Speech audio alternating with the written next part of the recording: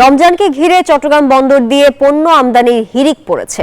দ্রুত খালাস হওয়ায় দেশের বড় ভোগ্যপণ্যের বাজার খাতুনগঞ্জে বেড়েছে সরবরাহ, কমেছে দামও, তবে খুচরাতে নেই তেমন কোনো প্রভাব। দিশেহারা ক্রেতারা।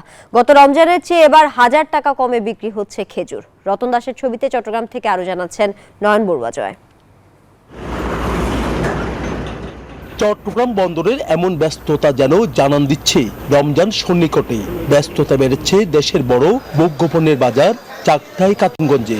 গত রমজানের চেয়ে এবার দ্বিগুণের বেশি ভোগ্যপণ্য আমদানি হয়েছে রমজানকে ঘিরে। তাই খাতুনগঞ্জে কমেছে ছোলা, ডাল, মশলা সহ সব ধরনের পণ্যের দাম।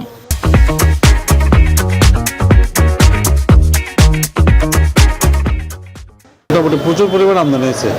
এখন ছোলার বাজারও কম, দিন দিন ডেলি কমতেছে। এখন ধরুন এখন বর্তমান বাজারের মধ্যে নিতে গেলে আপনার ভালো মাল নিতে গেলে আপনার 92 টাকা। খাতুনগঞ্জে ভালো মানের ছোলা বিক্রি হচ্ছে 80 থেকে 90 টাকা কেজি। মসুর ডাল বিক্রি হচ্ছে 90 থেকে 125 টাকা কেজি। কমেছে সব ধরনের ডালের দাম। আমদানিকারকরা বলছেন আন্তর্জাতিক বাজারে পণ্যের দাম কম, তাই দেশের বাজারেও কমতির দিকে। রমজানে পণ্যের দাম আরো কমবে বললেন এই আমদানিকারক। সরবরাহ বেড়েছে, আমাদের যে ছোলার যে চাহিদা রমজানে 1 থেকে 1.5 লাখ টন, তার তুলনায় অনেক বেশি আমদানি হয়েছে, যার কারণে ছোলার দাম 30 থেকে 35% কমেছে। পাশাপাশি অন্য পণ্যের দামও কমেছে।